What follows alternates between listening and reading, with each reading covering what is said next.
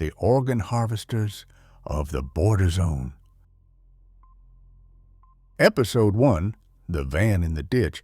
I didn't find that van myself. By the time it reached my archive, it was already a story. Then a file, then 3 files, then a pattern. The first time I heard about it, it was just a tired man calling into a late-night radio show. A truck driver, 49 years old, divorced, smoked too much, said he'd been running freight across the border for longer than most of the listeners had been alive. He didn't sound like the kind of man who scares easily. You can hear that in the recording. His voice is worn, almost bored, when he starts. But toward the end, you can hear his cigarette shaking against his teeth. I got the raw audio a few months later, and the photos, and the police report that was never meant to leave the system. They all talk about the same thing, a white van in a ditch. It was sometime after 2 in the morning when he first saw it. Long, empty road. You know the kind. No gas stations, no rest stops. Just dust, weeds, and old reflectors half peeled from their posts. He said the sky was clear, no moon, just that kind of suffocating darkness you only get far from cities. The stretch of road runs about an hour from the official crossing, but everyone who drives it knows there are other ways across. He comes around a soft bend and sees the glint of metal in his headlights. At first, he thinks it's just another wreck. Happens all the time out there. Drunk driver, someone fell asleep at the wheel. The van is nose down into the ditch, rear wheels still on the edge of the asphalt, like it slid slowly, not crashed. No skid marks, no broken glass. That's the first thing that bothered him. Accidents are messy. This looked placed. He slows the truck, puts the hazards on, and pulls as far over as he can. According to the report, he sat there for a full minute just watching, waiting to see movement, a door opening, a hand waving, anything, nothing. He grabs his flashlight, steps down from the cab, and the first thing he notices is the silence. Out there, you usually hear something. Crickets, wind, the faint rumble of your own engine cooling. But in his statement, he mentions that very clearly. It sounded like someone had pressed mute on the whole world. He walks up to the van. It's one of those generic white medical transport models. No company logo, no clinic name, just white. Too clean for that road, he said, like it hadn't been out there long. The rear doors are closed. The front driver door is slightly ajar, just enough to make a shadow. He calls out. No answer. He goes to the driver's side, pushes the door open with 2 fingers. The dome light comes on. No driver, seatbelt hanging loose, keys still in the ignition, radio off. No blood, no sign of a struggle, just the faintest smell of... He couldn't place it at the time. Later, when he gave his second statement, he settled on the word metallic. He leans in and sees the first detail that makes him want to call the police. There's a clipboard on the passenger seat. White paper, black ink, no logo, no letterhead, just a list of words in neat, precise handwriting. Heart, check. Liver, check. Left kidney, check.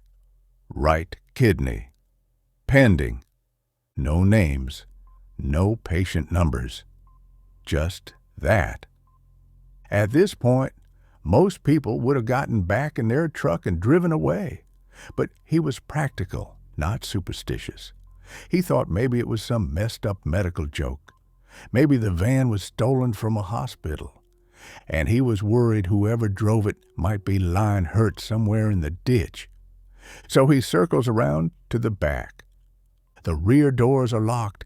He tries the handle once, nothing, twice, nothing, and that's when he notices the scratches.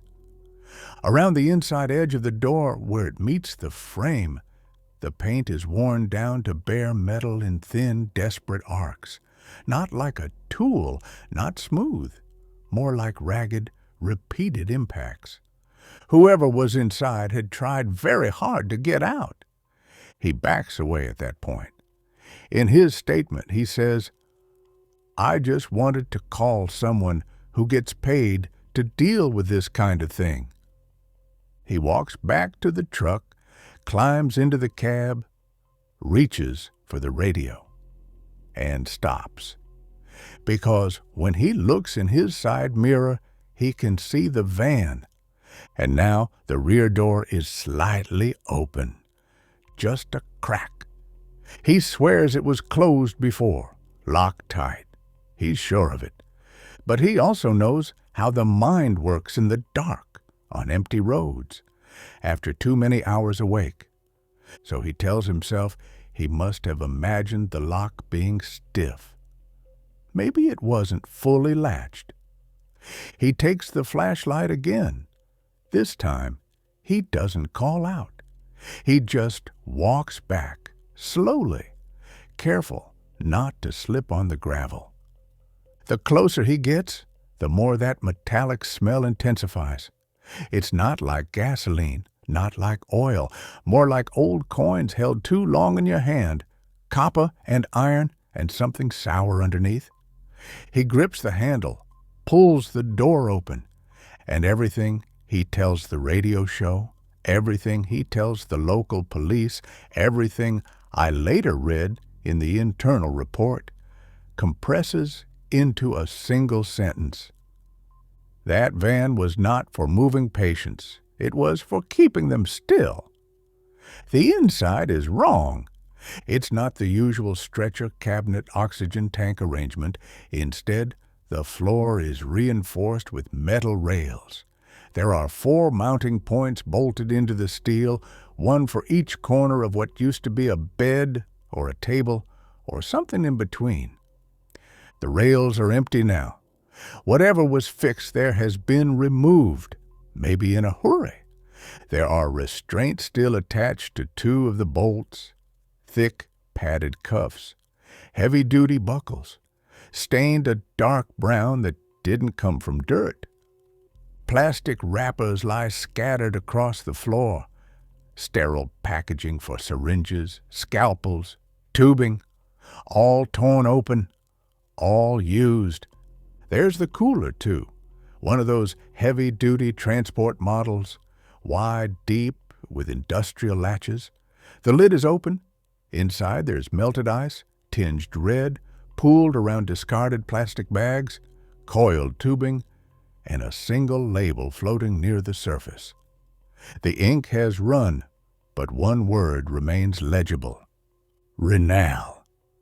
He told the police he didn't stay long, maybe 15 seconds, maybe 20, long enough to see the hooks along the walls, long enough to see the drain in the floor, long enough to notice there was no sign of a patient, no stretcher, no oxygen mask, no defibrillator, just equipment designed for one very specific purpose: extraction.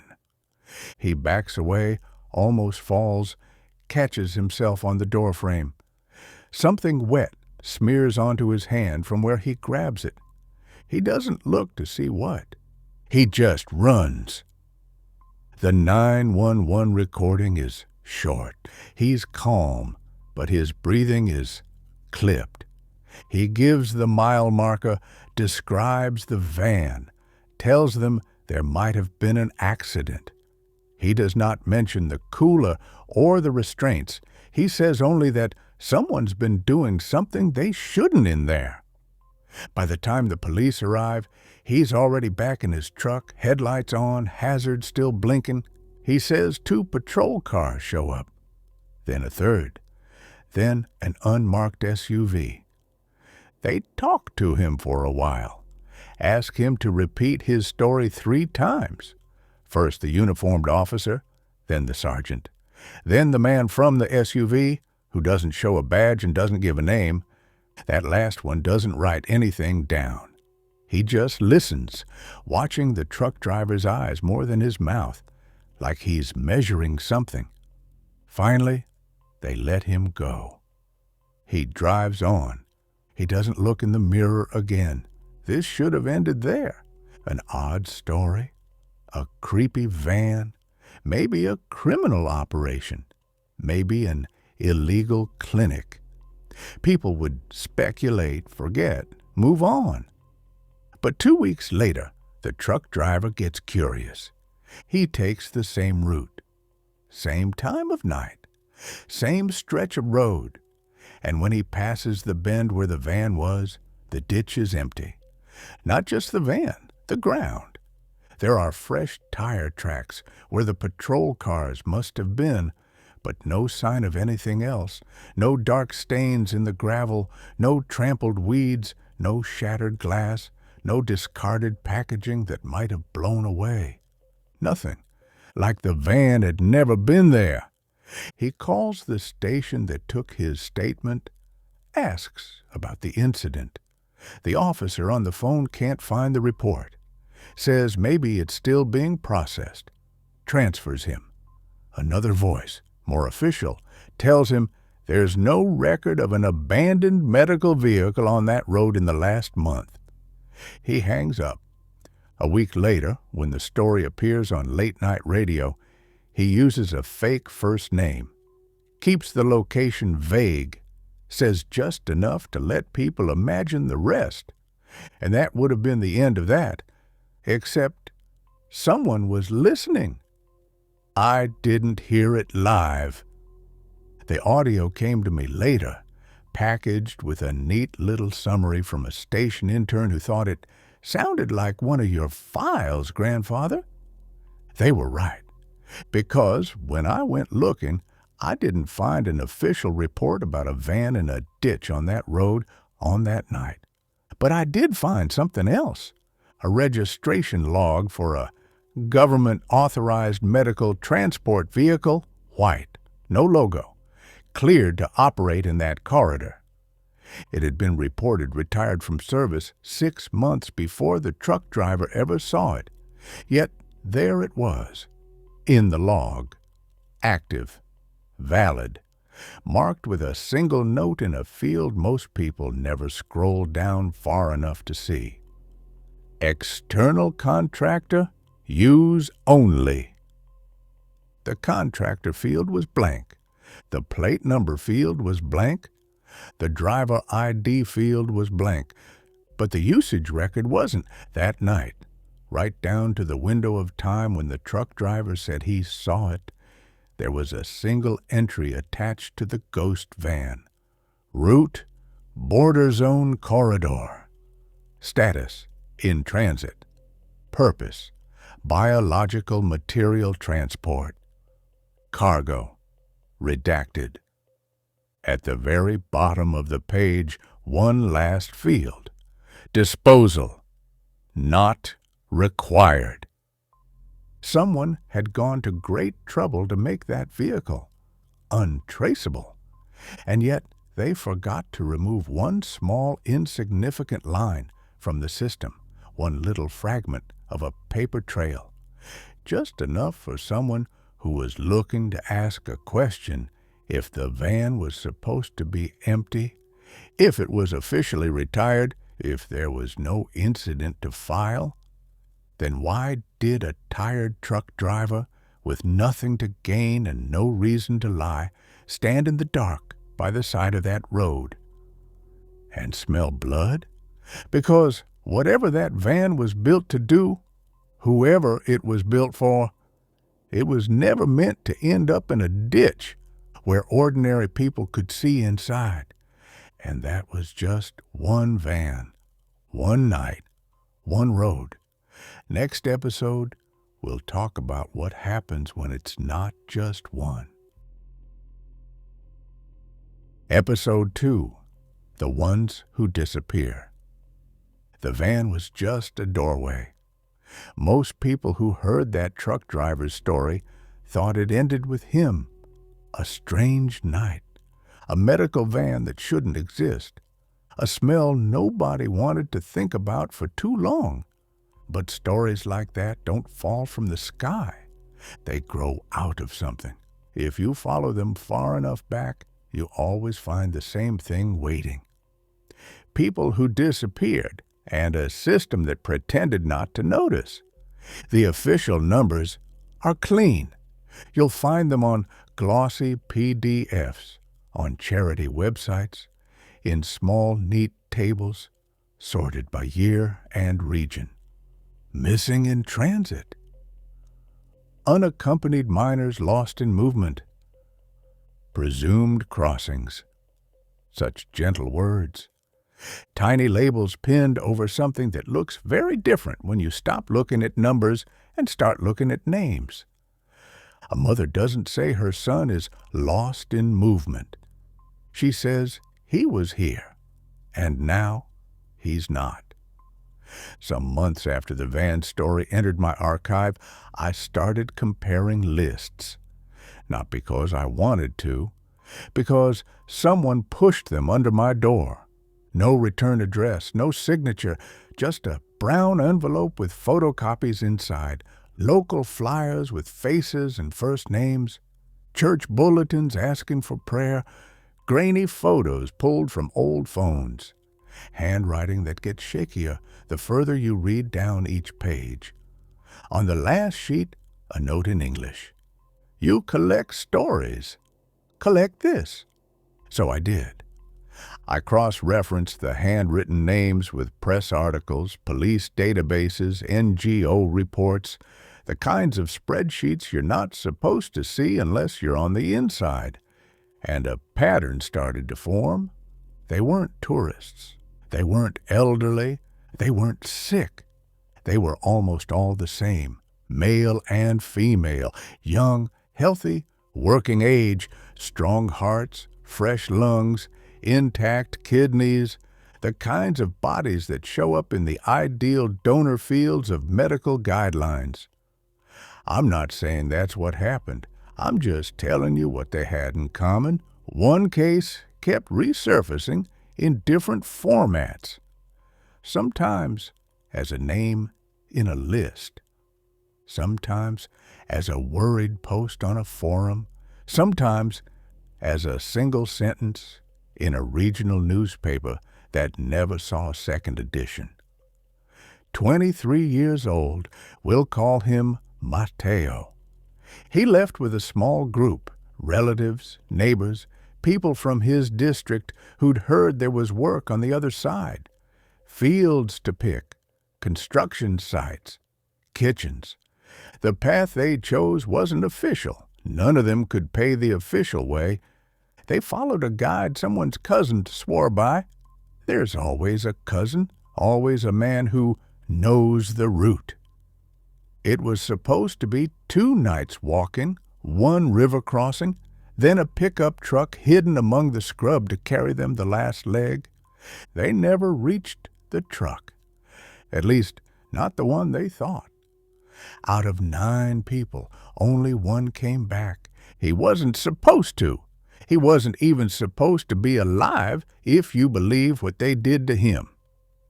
He told his story once to a small volunteer group that documented abuses in the border zones. The recording is rough, wind scraping against the microphone, dogs barking in the distance. His voice sounds far away, like he's watching his own memories from across a wide, empty room. He lost weight. He lost years. He never lost his fear. We'll call him Luis. According to Luis, they were 3 hours from the river when they first heard the engine. It wasn't the roar of a big diesel, more like a low, even hum, smooth, purposeful, not the sort of vehicle that struggles. The guide froze when he heard it. That was the first bad sign. Guides are supposed to have answers, pre-planned lies. It's nothing. They don't come here. Get down and stay quiet. This one just turned his head, eyes wide, like a deer that's just remembered it's made of meat. The group ducked behind rocks, brush, whatever they could find. No one spoke. No one moved. The hum grew louder, then stopped. Lights swept over the scrub, the white-blue kind you see in operating rooms and interrogation videos. Luis says they heard boots in the dirt, more than one set. Heavy, coordinated. Not drunk, not bored, working. Voices followed, not police, not the accent of local farmers. Something clipped, clean, almost professional. One word came up several times in the recording while Luis was trying to repeat what they'd said. Cargo. Not people, cargo. They were found within minutes. The guide tried to run. It didn't go well. Luis remembers the sound the baton made more than the impact. A dull, wet knock, like someone hitting a sack of flour. After that, everyone did what they were told. Because when a man in gloves with a flashlight in your eyes tells you to get on your knees, and you can hear the click of a rifle safety somewhere behind you, you stop believing you have choices. They took their phones first, not to steal them, to remove them. Bags were sorted into piles. IDs collected, rubber banded, dropped into a container. Luis remembers being lined up and told to look straight ahead, one by one, as a woman with a tablet walked past them. She checked off boxes. Male, female, approximate age, visible health. She didn't ask names, didn't ask why they were there. She only spoke once to the man standing beside her. Luis doesn't know which language they used, but the words "good stock" are clear in the recording. They were told it was a routine check, that they'd be processed and let go. Processed is a strange word for people in the desert at night. 2 vehicles waited beyond the ridge. One was what you'd expect, a rough truck with a covered bed, local plates, dust smeared, good for smuggling things no one will miss. The other wasn't. Shiny white, smooth sides, no markings, medical grade. The group was split. 5 people were directed toward the truck, 4 toward the van. Luis was one of the 4. He says he doesn't know why. Maybe it was random. Maybe it was not. Maybe some of them matched a list. He remembers the interior of the van more as sensation than detail. The cold hit first. Not the night air kind of cold. The Freon throat catch of refrigeration. Something designed to keep things fresh, not people comfortable. He saw metal. He saw straps. He saw the faint outline where something had stood or lay for a long time, leaving impressions in padded material. He refused to look at the floor. They were told to sit. Told it was safer inside. Told the check wouldn't take long. When the doors closed, the hum returned. Higher pitched this time, vibrating through the walls. For a few minutes, they tried to talk. One woman prayed under her breath. Another tried to make a joke and ended up choking on it.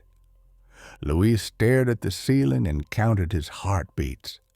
Then the light changed. He said it went from white to a sickly, filtered tone, like someone had thrown a thin sheet over the sun. Something hissed. The air seemed to thicken.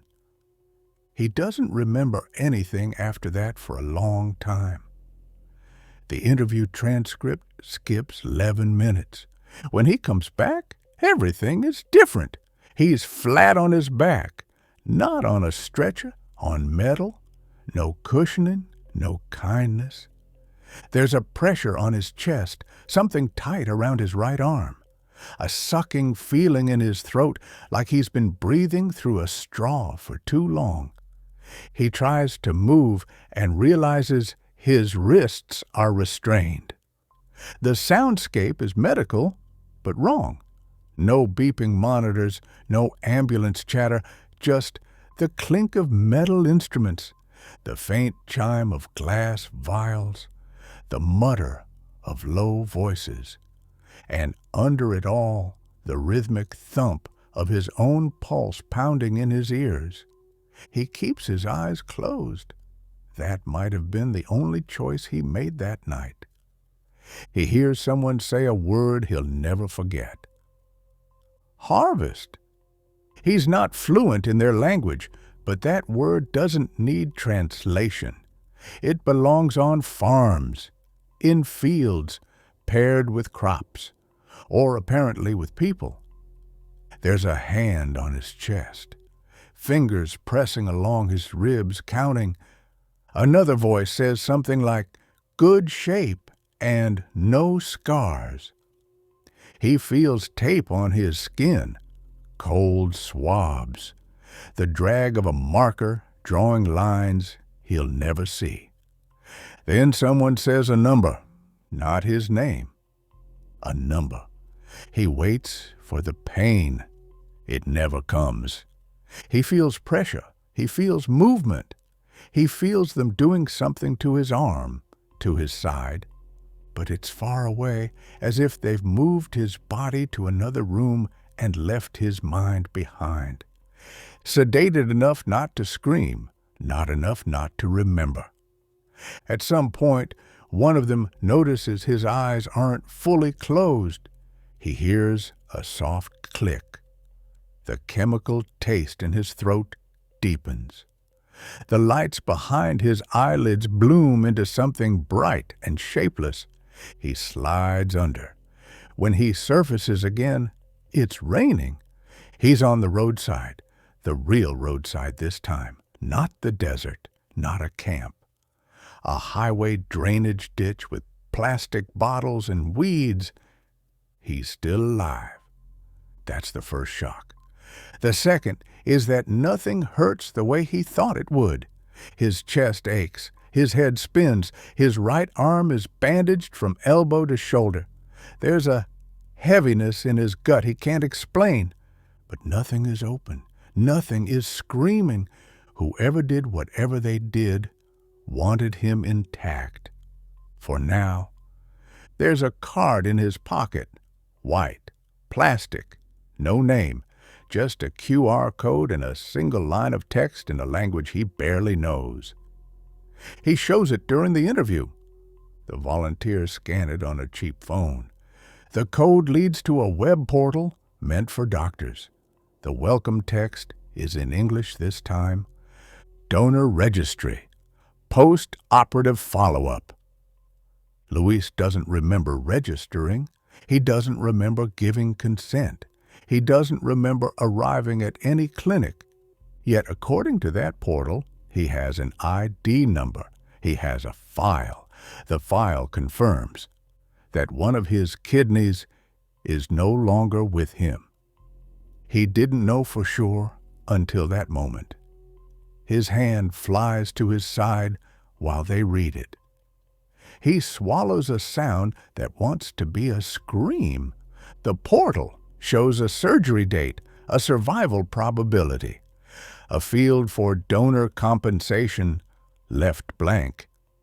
It also shows the destination, transplant facility, external client. Country redacted, hospital redacted, surgeon redacted. Just a cost bracket. High, very high.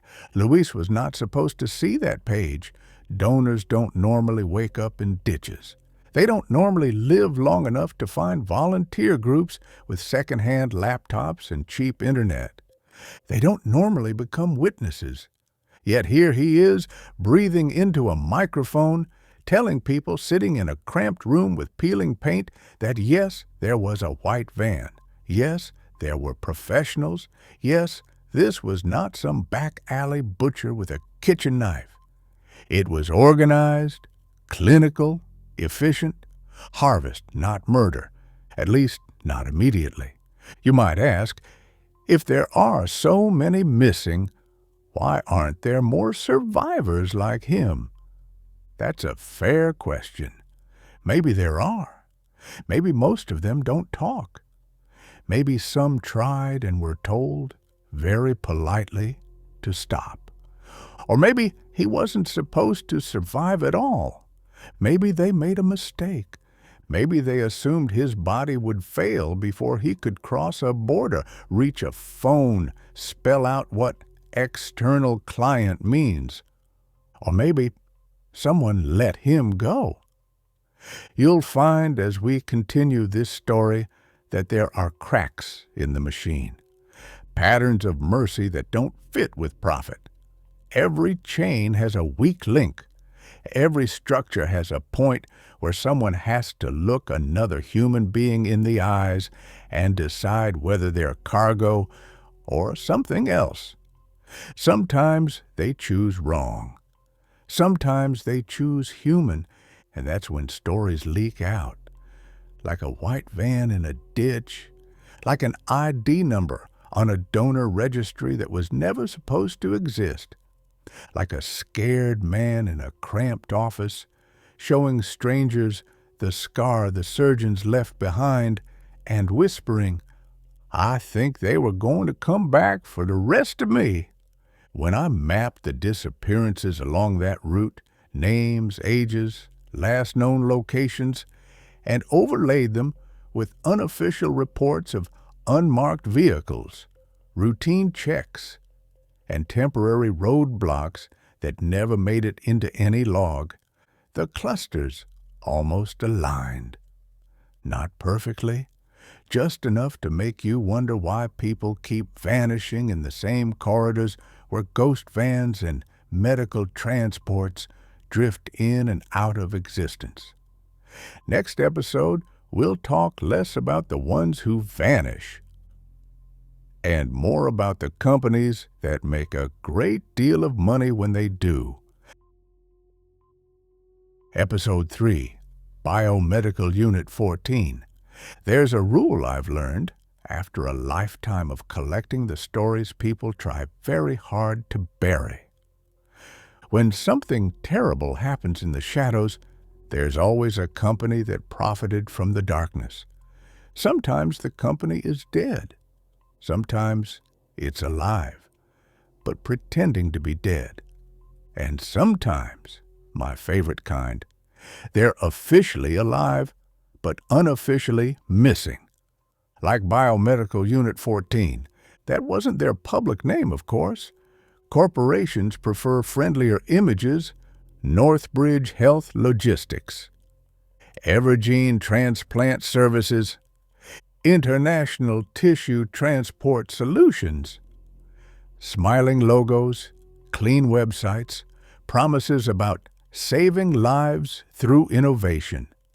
But inside the industry, among doctors who keep 2 sets of books and surgeons who fly to countries without extradition treaties, the same whisper kept appearing in my archive. Unit 14. Not a place, a division, detached, floating, untethered from oversight, the part of a company that doesn't technically exist until something goes wrong. I didn't find Unit 14. Unit 14 found me. About a year after the van incident, I was contacted by a retired nurse. I won't give her name. She's earned her silence. But she worked for one of those cheerful, meaningless transplant coordination firms, the kind that boast about cutting transplant wait times while quietly burning through a rotating door of underpaid employees who sign NDAs as thick as phone books. She reached out because she'd heard the first episode of this story on a bootleg radio relay. She called it the only accurate thing she'd heard in years. I met her in a public park at dusk. Retired nurses always choose public parks. They like to pretend they're still in control. She didn't bring notes, didn't need them. Whatever she had seen had carved itself into her memory with surgical precision. She told me this. We were supposed to handle transplant logistics, just tracking organs from donor to recipient, labels, timestamps, chain of custody, nothing else. But there were shipments we weren't allowed to log. She called them Black Series transfers. Normal organs come with documentation, blood type, donor consent forms, viability indicators, surgeon's signatures. Black Series transfers came with a single sheet, organ type, temperature range, handle immediately, and instead of a donor ID, a 6-digit number starting with 14 dash, Unit 14. The numbers weren't random, they were case files. But not hospital case files, corporate. She told me she once opened a wrong folder by mistake. The file didn't contain medical charts. It contained procurement notes. I'll paraphrase to protect the original source, but the meaning remains intact. Subject acquired in stable condition. Extraction initiated prior to sedation failure. Cardiac activity preserved for transfer window. No family claims expected. And under that, a signature line with a single letter. C. The nurse said she'd reported it to her supervisor. Her supervisor told her, Unit 14 handles specialized donors. You don't need to look at those files. She didn't sleep for 2 nights. If it had been just her story, I might have filed it under the drawer labeled disturbing but inconclusive. But 2 months later, I received a flash drive in the mail. No return address, just a typed note. If you're collecting ghosts, here are the ones we created. The drive held 6 folders, each folder labeled like this: 14A, 14B, 14C. Inside were hiring rosters, background checks, scanned passports, temporary immunity waivers, flight schedules, and something that made me put down my tea and check the locks on my door. A map of border zones with collection windows marked in red. Times, locations, predicted influx numbers, demand cycles. It was a procurement schedule, people as inventory. But the most disturbing file wasn't a document. It was a photograph. Not gory, not violent, just mundane in the worst way possible.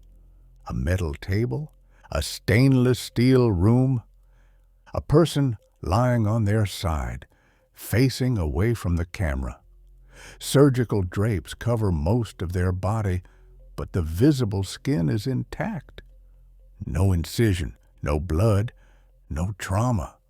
What's wrong with the photo isn't what you see, it's what you don't. There's no anesthesia equipment, no monitors, no tubes.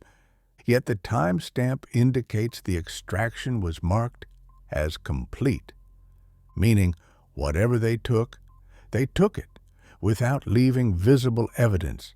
The nurse who sent the document later said she'd once seen a similar body brought into her clinic a decade ago, before she learned not to ask questions. She remembered one thing clearly. The patient was breathing, but he wasn't supposed to be. The doctors panicked. They sedated him again and told us to forget it.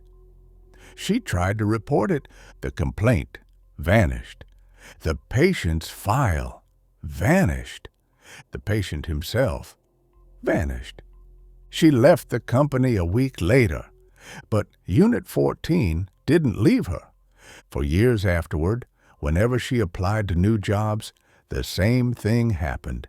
The interviewers would become excited, almost eager to hire her, until they ran her background check. After that, the phone never rang again.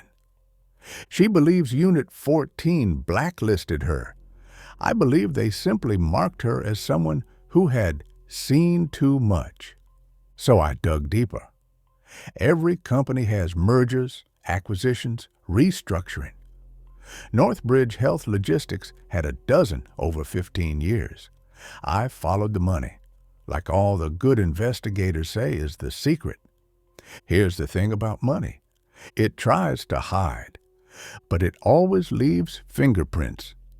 I traced one payment from a shell corporation in Belize. That company paid a consulting firm in Malta. That firm paid a medical innovation group in Switzerland. And that group paid a subcontractor called Unit 14 Field Operations, registered for mobile surgical deployment, rapid extraction response, procurement chain maintenance. The last one bothered me. Procurement of what? Then I saw the address listed for Unit 14. It wasn't an office. It wasn't a warehouse. It wasn't even a mailbox. It was an empty lot beside an airstrip. Google Maps shows sand and weeds. Satellite imagery from 3 years earlier shows a row of temporary structures, tents, trailers, vans. High-resolution thermal scans leaked by someone who probably regrets emailing me show 5 heat signatures inside those tents. Human shapes, 3 lying down. Could be anything, right? Field clinic, disaster response team, training exercise, but the document attached to that scan used a word I'd seen before. Intakes. Not patients, not victims, not even donors. Intakes. Inventory language, and below it, auditor present. That word again.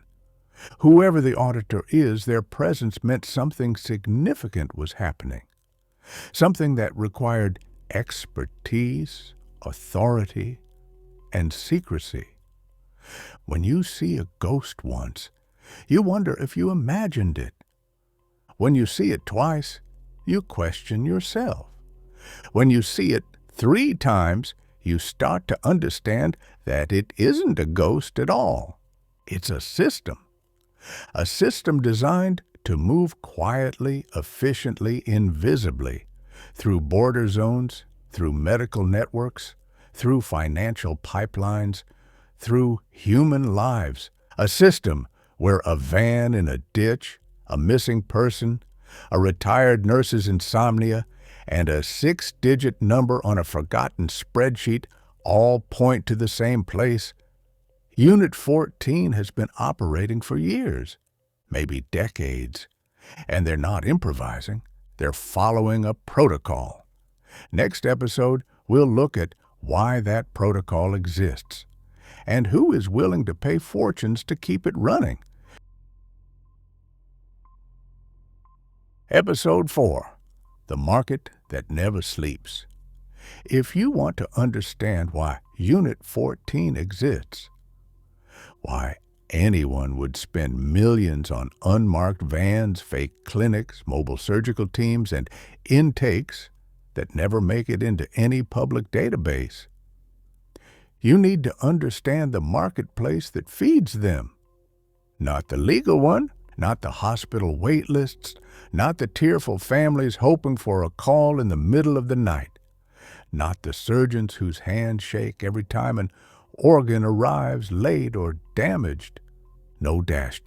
I mean the other market, the one that doesn't have waiting lists, the one where the only requirement is wealth, and where the only guarantee is silence.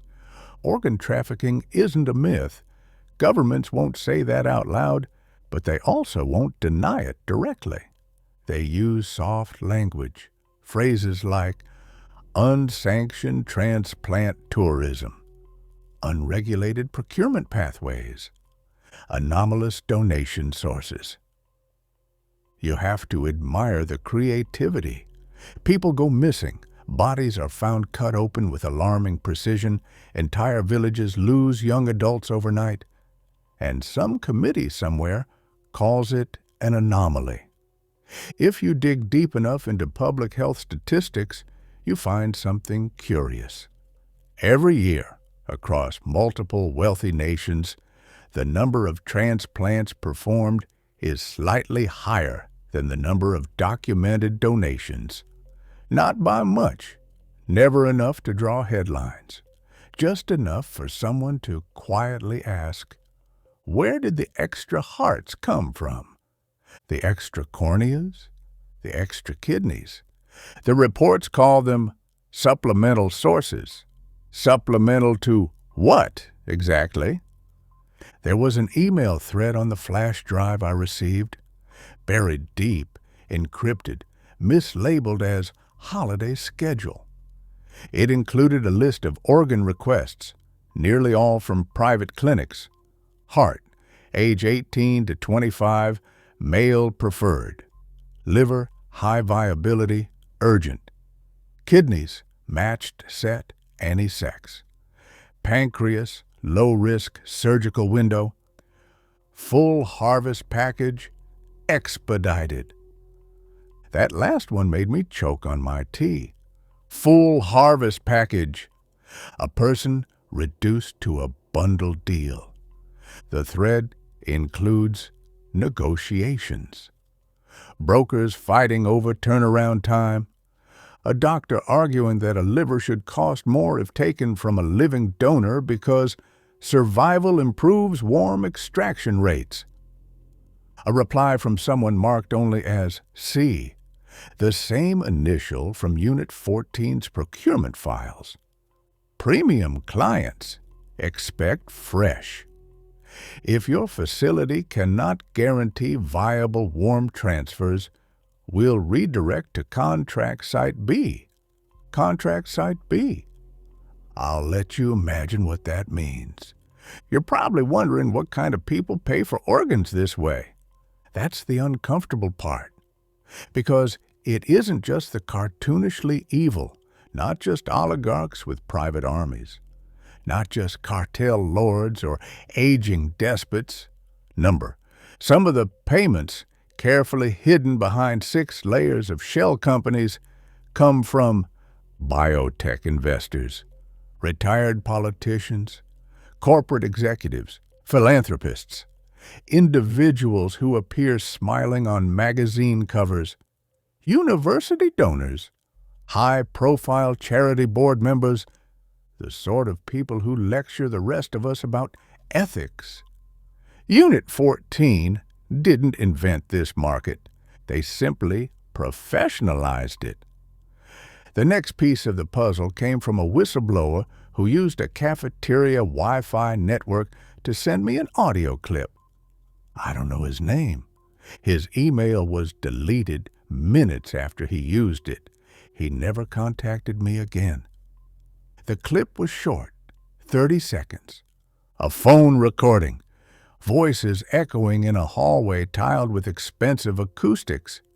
It begins with a woman saying, "The donor is prepped.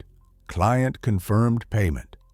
They want confirmation of consciousness window." A man replies, "Tell them we maintained neural activity until transfer. They pay more when they believe it was ethical. Put it in the report. Consciousness window." Think about that phrase. Not sedation window, not recovery window, consciousness. Meaning the donor was awake long enough for someone to categorize that as a feature, in the same way a chef might describe a wine as having notes of oak. Another voice, a younger man, asks something he probably shouldn't have. You can hear the hesitation in his tone. Doesn't that hurt them? A pause. Footsteps. Someone shuts a metal door. Then the older man answers, "They're not patients. They're source material. Don't get emotional. The recording cuts there." I don't think it was meant to. You know what surprised me most during this research? Not the cruelty. Cruelty is predictable. Cruelty scales with opportunity. What surprised me was the bureaucracy. This isn't chaos.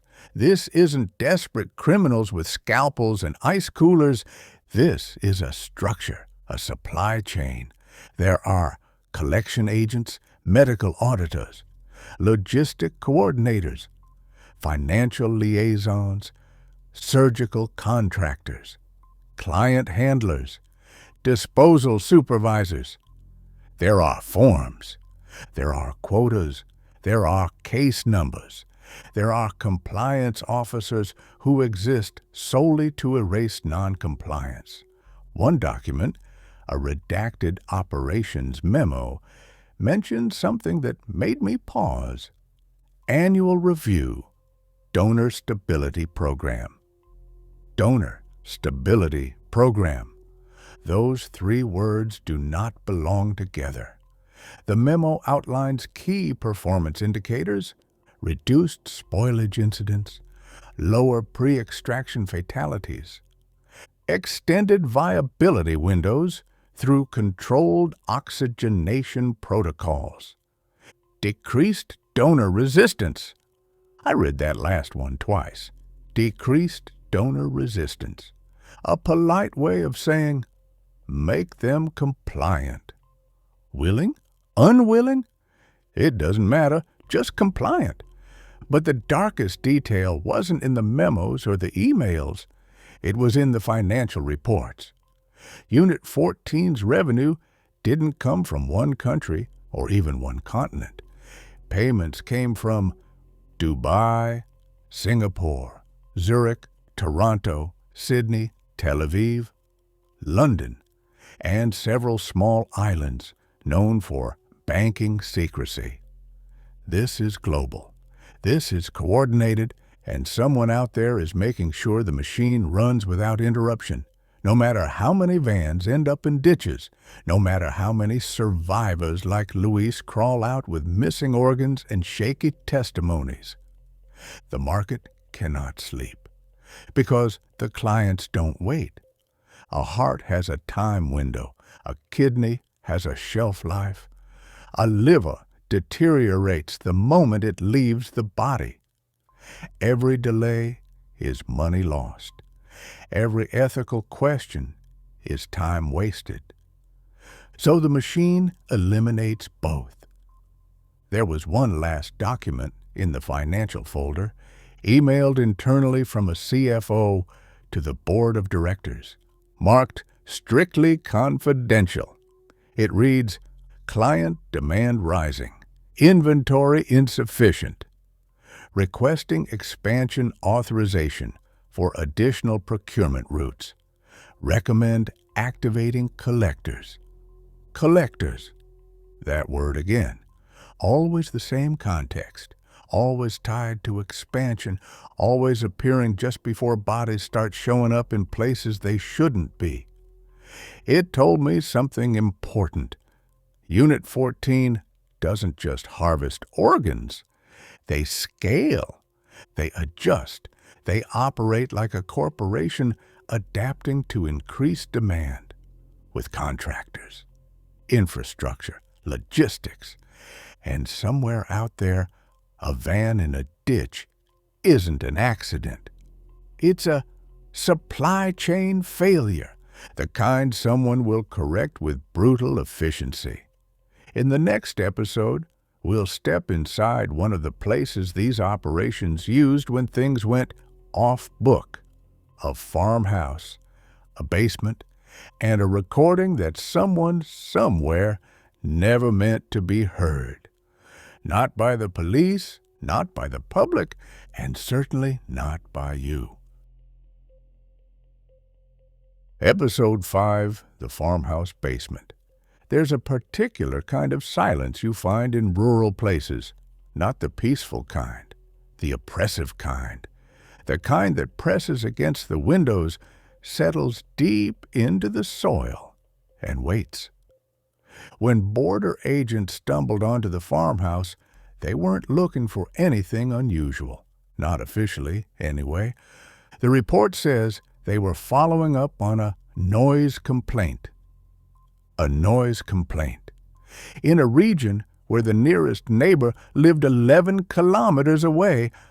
I've been doing this a long time. When a document uses the wrong excuse, that's how you know something real happened.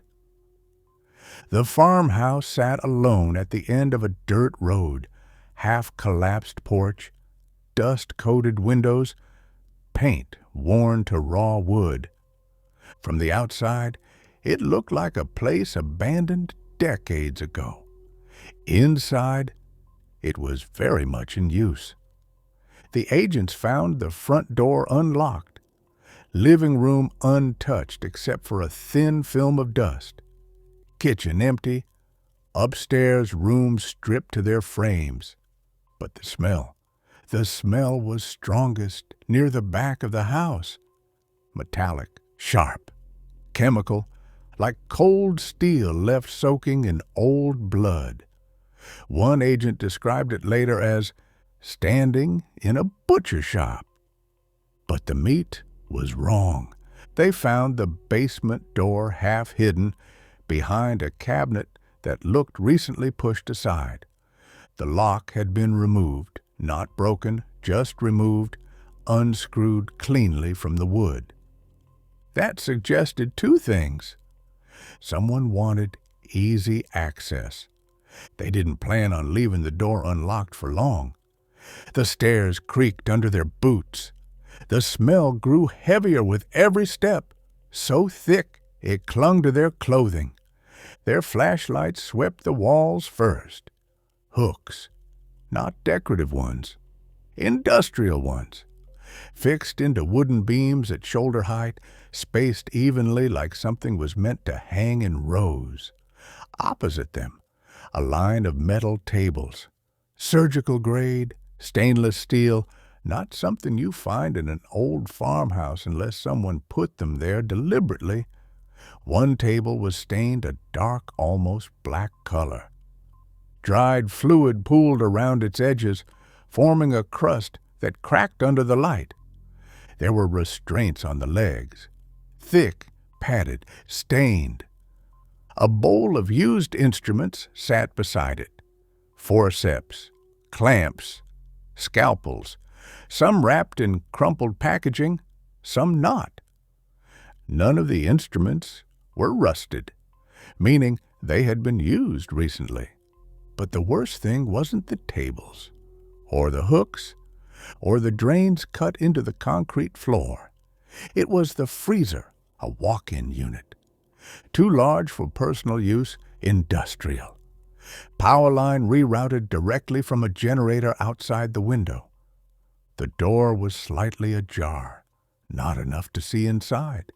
Enough to let cold air drift out into the warm basement like a dying breath. The agents opened it slowly, guns raised.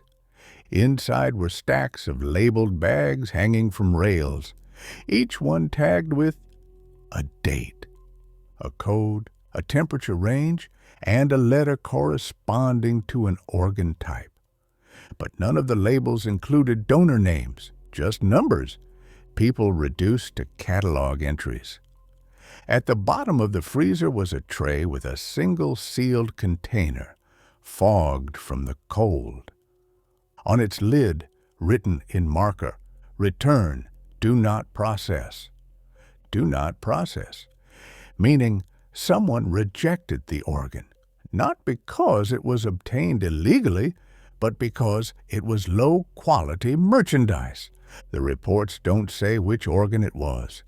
The agents do, but that detail stays in my archive drawer, not here. Some things you don't repeat aloud. But the freezer wasn't the only thing they found. Near the stairs, hidden behind crates filled with saline bags, was a small digital recorder. Still running, still recording. They played it back in the basement. They shouldn't have. Here is a transcript of what survived. Metal clinking, a humming generator, footsteps, a voice, male, calm. Stabilize the airway, he's conscious again. Another voice, female, irritated. He wasn't supposed to be. Increased dose. A choking sound, a struggle, something heavy hitting metal. Male voice, hold him still. We need the window. Female voice, we won't get it. He's failing. A pause, a long one. Someone breathing hard. Male voice, then mark it discard. Move to the next. Then faintly, in the background, dash, dash. A voice too weak to fully form words. A whimper, a plea, a sound that didn't belong to someone unconscious. The agent stopped the recording there. One vomited. One had to leave the basement entirely. One kept listening. The audio continued. Steps, a door opening, liquid being poured, a new voice, older, speaking in a clipped business-like tone. Next load arrives in 11 hours. Prep the tables. Collectors want full inventory this cycle. Collectors. Always that word, always in the places you wish you hadn't looked. The farmhouse should have become a crime scene. Instead, within hours, men from an unnamed agency arrived. Their badges didn't match any known department. Their vehicles had blacked out plates. They took everything, the recorder, the instruments, the documents, the bags from the freezer, the generator, even the restraints. They told the local police the site was now under federal jurisdiction. Within 2 days, the farmhouse burned down.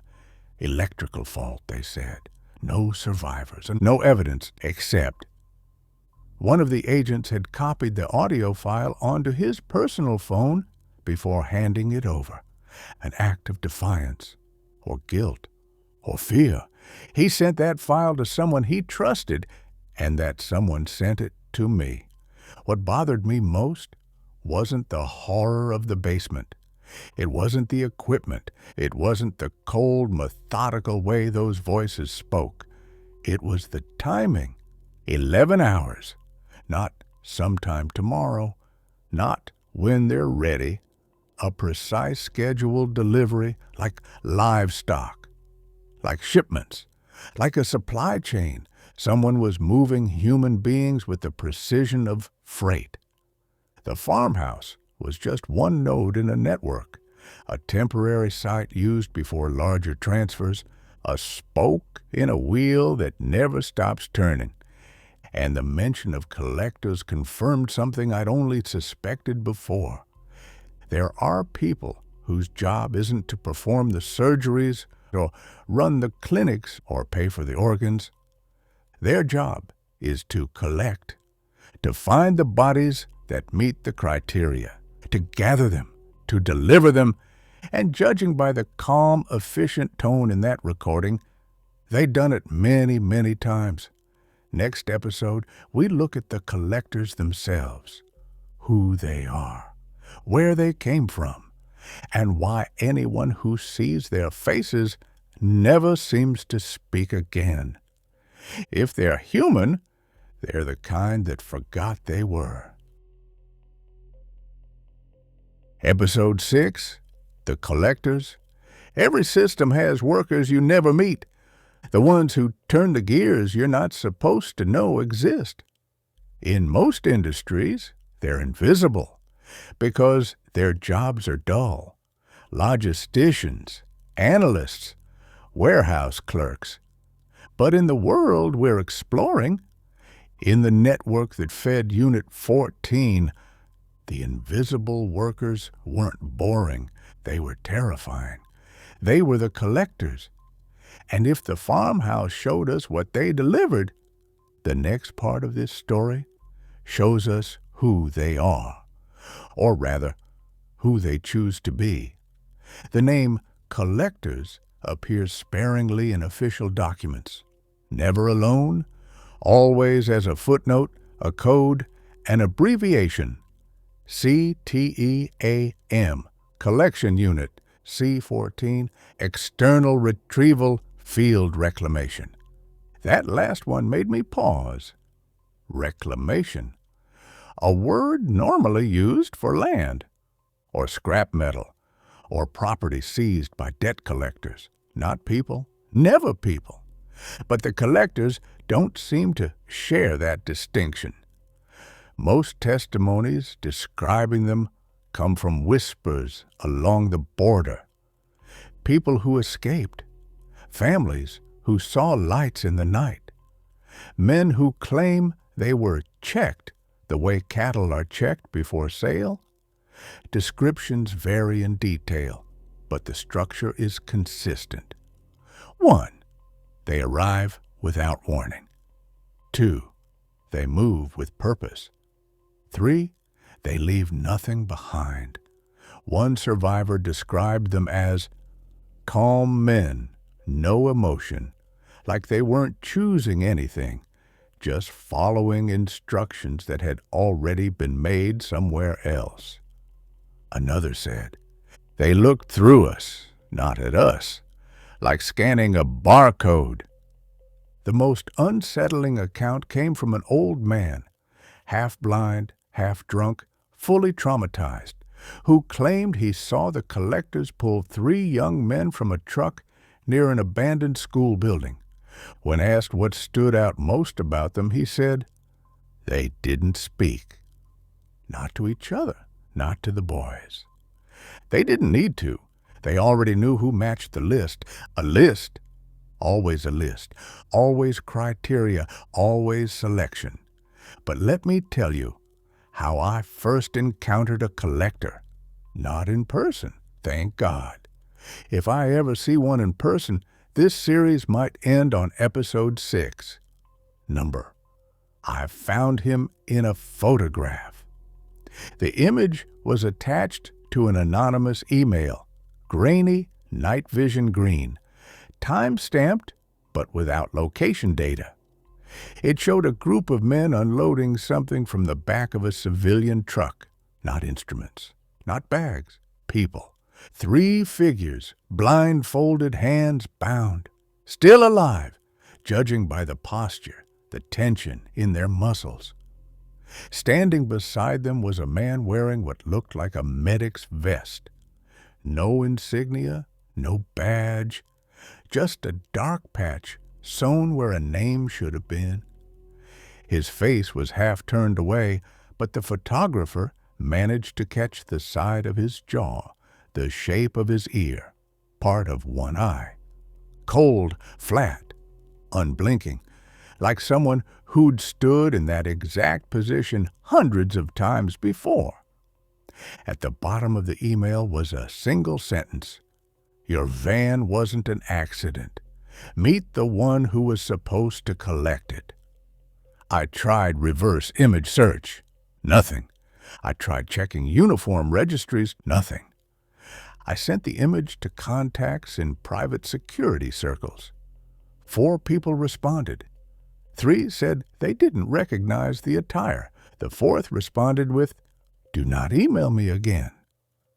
A 5th contact responded 3 days later, not with an answer, but with a link. A public news article about a helicopter crash. 7 people dead. The bodies burned so badly they required dental verification. One of the victims was listed as a security consultant for an unnamed medical supply chain. I compared the photos. The resemblance wasn't perfect, but the shape of the ear was the same. And the article noted he had recently returned from foreign field operations. If he was a collector, and nothing proved he was, his death might have been an accident or a cleanup. Collectors aren't allowed to retire. That's what one whistleblower told me. They stay until they're removed. I asked what removed meant. He looked at the floor and said, "Not in the way you mean. More like recycled." Recycled, a word that chilled me more than any bloody table or rusted hook. Because in the industry's own language, recycling doesn't mean killing. It means extracting value. And collectors are valuable bodies, young, healthy, trained. It was the first time I realized something that should have been obvious. Collectors aren't above the system. They're inside it, extension of the machine, fuel for the machine, victims of the machine if they ever step out of place. The clearest description of their coordination came from a leaked radio transcript between two field units. It's short, efficient, clinical. Unit A, intake confirmed. 4 candidates. Unit B, proceed. Unit A, 3 viable, 1 compromised. Unit B, log compromised as salvage. Unit A, understood. Auditor inbound. Unit B, hold until inspection. 3 viable, 1 compromised, salvage. No mention of people, no mention of safety, just inventory language, and then the key word again, auditor. Whoever the auditor is, the collectors respond to him or her. Operational structure suggests auditor equals decides who qualifies. Collectors equals retrieve bodies. Unit 14 equals processes what's retrieved. Clients equals provide the money that keeps the cycle going. In other words, the collectors are the hands. Unit 14 are the knives. The auditor is the mind. And the clients are the hunger. There were other details in the documents. Collectors travel in pairs, never more than 3. Always armed, but rarely use weapons. Compliance protocols reduce the need. Some reportedly carry portable biometric scanners. Others use old-fashioned observation. Posture, breathing rate, eye clarity. They're trained to evaluate human bodies like cattle buyers evaluate livestock. Not with cruelty, with expertise. That's what makes them frightening. Cruelty is emotional, unstable, human. Expertise is cold, repeatable, scalable, and someone built them to be scalable. The last clue came from a data file mislabeled as agricultural inventory. Buried inside was a personnel document, a list of individuals flagged for field deployment. Next to each name was a column marked reversion risk, ranges from 0.1% to 64%. I stared at that page for a long time. Reversion to what? Their old identity, their conscience, their sense of humanity. Because the only people who don't revert are the ones who never question the job. The ones who never hesitate, never ask if a man crying for his mother deserves to be salvaged. Never wonder if the basement table was once meant for healing. Collectors with a high reversion risk disappear from the lists. Sometimes their row is marked transferred, sometimes reassigned, sometimes nothing at all. But in 3 separate columns, one word reappears: decommissioned. Decommissioned, a gentle, technical term. But when those individuals vanish from every database, and when their biometric IDs fail to appear anywhere ever again, it's hard not to wonder what becomes of a collector once they stop collecting. Maybe they retire peacefully. Maybe they flee. Or maybe the machine they served for so long decides to extract the last thing they have left of value? Their own organs. If you think that's impossible, wait until you hear what surfaced next. In the final episode, we follow the trail to its worst conclusion. A package sent to my door, containing something that never should have existed, and a note that suggests the harvest hasn't just continued. It's accelerating. Episode 7. The Off-Record Heart. Some stories end quietly, with a whisper, with a missing person's name fading from conversation. With a document sealed away in a folder no one opens again. But not this one. This one didn't end. It arrived on my doorstep, in a package I didn't order, sent from nowhere, containing something that should never have passed through a civilian postal system. And yet, it did. The box was small, plain cardboard, no stamps, no return address, no smudges from handling. It didn't look shipped, it looked placed. A dead giveaway. People who want to threaten you send messages. People who want to warn you send evidence. People who want to silence you send weapons. But people who want you to understand something, they send exactly what they know you won't ignore.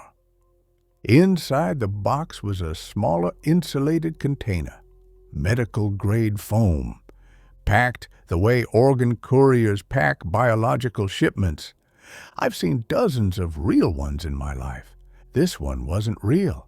It was better, cleaner, sharper, more professional than anything a legal transplant service would ever use.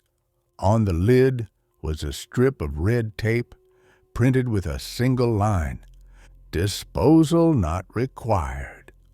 A phrase that tells you the sender was not improvising. They were quoting procedure. I opened the container. Inside was a sealed, sterile pouch. Inside the pouch, a human heart, not fresh, not rotten, preserved, fixed in solution, a perfect specimen.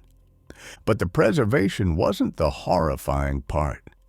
It was the detail taped to the pouch, a QR code, a barcode, a field-marked ID number, and under it, an empty space where a name should have been. Someone had cut that name out, cleanly, with surgical precision. Only one thing remained. Extraction date, yesterday.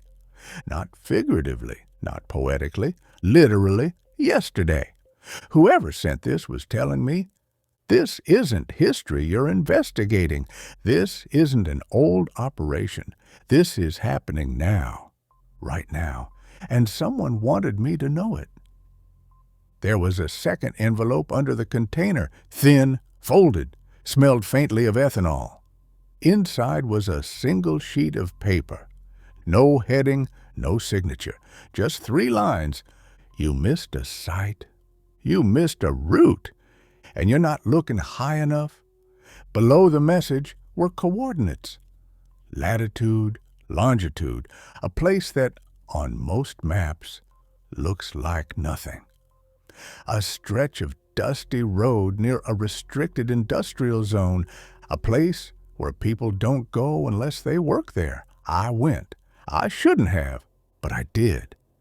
The coordinates led to a fenced-off lot, plain, featureless, surrounded by warning signs that claimed it was contaminated industrial property. An obvious lie. Contaminated sites don't hum. This place did. A low vibration under the ground, coming from generators buried deeper than the fence line, not enough to be industrial, enough to power refrigeration units, the perfect amount to keep inventory cold. I walked the perimeter. There were no cameras outside. That told me there were cameras inside. Then I found something I didn't expect. tire tracks, fresh ones, heavy vehicle, deep treads, turning radius consistent with a van, a white van, the same model from the ditch, and next to the tracks, footprints, 3 sets, one normal stride, heavy boots, one lighter stride, probably carrying weight, the third, drag marks, heel, toe, heel, toe, someone being walked, not walking, and then the marks ended, right at a steel basement door built into the ground. Fresh padlock, new bolts, and a keypad with one number worn more than the others, 1, as if someone pressed it every single day. The door was cold to the touch, frigid, refrigeration running below. I couldn't open it. But the fact that someone wanted me to find it was troubling. Someone wanted me to know the collectors weren't hiding. They were preparing, scaling, accelerating. Back home, I scanned the QR code taped to the heart's pouch. It didn't open a website. It didn't link to a file.